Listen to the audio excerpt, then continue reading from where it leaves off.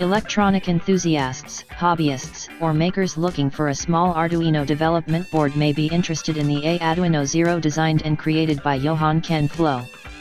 The tiny Arduino board, which will soon be launching via the Crowd Supply website, and takes the form of a wireless Arduino clone which is the size of a AA battery. The new AAduino ZeroDevelopment Board is powered by a modern, powerful, and power-efficient STM32L0 processor. The RFM69C companions is the same, and a TMP102 is used for temperature measurements. The AAduino Zero will also be equipped with a serial flash for wireless updates.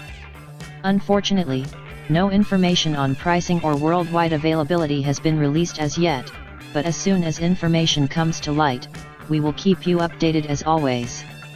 In the meantime, if you'd like to register your interest in being contacted when the AAduino Zero Development Board is added to the Crowd Supply,